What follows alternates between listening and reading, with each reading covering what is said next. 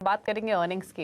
हिंडाल्को के नतीजे मिले जुले रहे हैं। पहली तिमाही में कंपनी की आय 2% बढ़ी है, मुनाफे में 58% की गिरावट रही है, लेकिन आंकड़े अनुमान से बेहतर है। मार्जिन घटकर आधे रह गए हैं, लेकिन अनुमान के से बेटर रहे हैं। नतीजों पर और साथ ही आगे के आउटलुक पर बातचीत करने के लिए कंपनी के एमडी सतीश पई हमारे साथ मौजूद है। सतीश जी नमस्कार, स्वागत है आपका। तो पहले तो जानना चाहेंगे Q1 में रियलाइजेशंस कैसे रहे हैं फॉर एल्यूमिनियम और कॉपर बिजनेस, कैसी परफॉर्मेंस रही है रियलाइजेशन फ्रंट पर?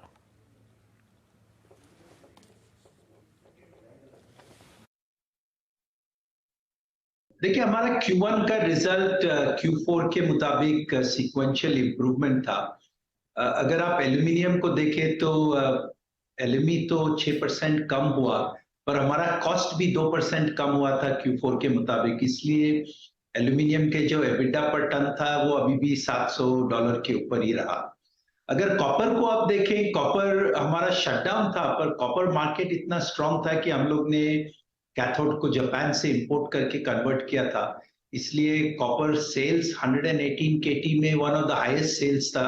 इसलिए कॉपर का भी अगर आप एबिटा देखें 531 करोड़। सो बोथ एल्यूमिनियम और कॉपर का परफॉर्मेंस सीक्वेंशियली Q1 Q4 के मुताबिक बढ़िया था।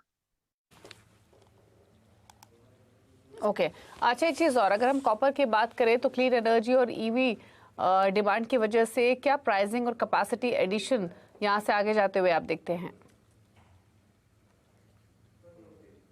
तो इंडिया में आप जैसे बोल रहे हैं, electrification, electric battery, power demand, motors demand, इन सब के लिए कॉपर का तो डिमांड बढ़ने वाला है। तो हिंडाल्को में हम लोग कभी कॉपर कैपेसिटी का एक्सपेंशन के बारे में सोच रहे हैं।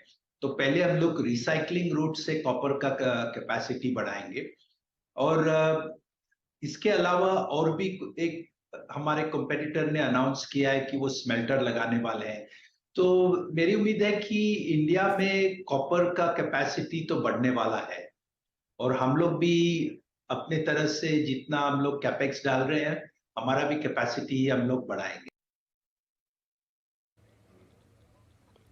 अच्छा, एक चीज और सतीश जी, अगर सीक्वेंशियल बेसिस पे देखें तो आपका डेट 5,000 करोड़ के आसपास बढ़ा है। क्या ये वर्किंग कैपिटल की वजह से बढ़ा है या कोई केपेक्स आपने क्या है एग्जैक्टली, इसके पीछे रीजन क्या है? नहीं, ये सिर्फ वर्किंग कैपिटल का रिक्वायरमेंट था, क्योंकि Q1 Q4 के बाद थोड़ा वर्किंग कैपिटल ज्यादा ब्लॉक हो जाता है, और हमारे इंडिया बिजनेस में वो कॉपर जो हम लोग ने इंपोर्ट किया उसके लिए वर्किंग कैपिटल ब्लॉक हुआ था। हमारा लॉन्ग टर्म डेट हम लोग एक भी रुपया या एक भी डॉलर बढ़ाया नहीं। अच्छा, इसके अलावा जो नोवेलिस या फिर डोमेस्टिक केपेक्स प्लान्स हैं आपके, वो ऑन ट्रैक हैं या फिर कोई डिले है 2-3 महीने के आसपास? तो कुछ इस तरीके की रिपोर्ट्स थी क्योंकि नोवेलिस का जो हम लोग ने 2.5 बिलियन का जो बे मिनट का प्रोजेक्ट काफी माने चल रहा है। अबाउट 2-3 महीना डिले हो सकता है, पर मोर और लेस ऑन ट्रैक है। और इंडिया का भी जो प्रोजेक्ट्स है हम लोग रेगुलरली रिव्यू करते हैं, वो लोग सब अब टाइम पे चल रहे हैं। तो हमारी उम्मीद है कि ये अगले 2 साल में ऑर्गेनिकली बोथ नोवेलिस और हिंडाल्को में जो डाउनस्ट्रीम प्रोजेक्ट्स है वो हम लोग कंप्लीट करेंगे। ओके अच्छा, ये एल्यूमिनियम की डिमांड कैसी है ऑटो या फिर कैन सेगमेंट से, क्या आउटलुक है यहाँ पर? तो देखिए, ऑटो हमारे लिए Q1 रिकॉर्ड क्वार्टर था। 200 केटी ऑटो शिपमेंट्स हुआ, और हम लोग के इलेक्ट्रिक व्हीकल के ऊपर काफी बुलिश है। और हमारा जो प्रोजेक्शन है कि 11% CAGR से ऑटो शीट का डिमांड बढ़ेगा। तो ऑटो पे हम लोग काफी बुलिश है।